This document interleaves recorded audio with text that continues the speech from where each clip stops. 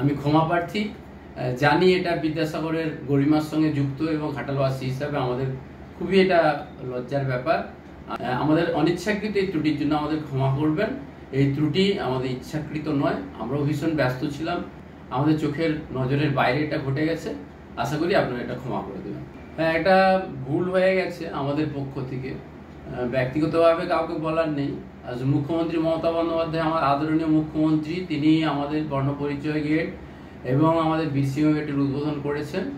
যে নেম প্লেটটা করা হয়েছে আমাদের পক্ষ থেকে, সেটা একটা স্পেলিং মিস্টেক থেকে গেছে, একটা বানান ভুল থেকে গেছে, মূর্ধন্য জায়গায় দন্তেন্য লেখা হয়ে গেছে। আমি ক্ষমা প্রার্থী। জানি এটা বিদ্যাসাগরের গরিমার সঙ্গে যুক্ত এবং ঘাটালবাসী হিসাবে আমাদের খুবই এটা লজ্জার ব্যাপার। আমি ক্ষমা চেয়ে নিচ্ছি। আমরা দ্রুত প্রশাসনের পক্ষ থেকে এই নেম প্লেটটা আমরা পরিবর্তন করে দেব। ঘাটালবাসী এবং বিদ্যাসাগর অনুরাগী আপনারা যারা আছেন, আমাদের অনিচ্ছাকৃত এই ত্রুটির জন্য আমাদের ক্ষমা করবেন। এই ত্রুটি আমাদের ইচ্ছাকৃত নয়, আমরাও ভীষণ ব্যস্ত ছিলাম। আগের দিন শালবনীতে মুখ্যমন্ত্রী এসেছিলেন, পরের দিন মেদিনীপুরে। এই সভাকে সফল করার জন্য, বেনিফিশিয়ারিদের নিয়ে যাওয়ার জন্য টোটাল প্রশাসন খুবই ব্যস্ত ছিলেন এবং আমরাও ব্যস্ত ছিলাম। আমাদের চোখের নজরের বাইরে এটা ঘটে গেছে। আশা করি আপনারা এটা ক্ষমা করে দেবেন। নমস্কার।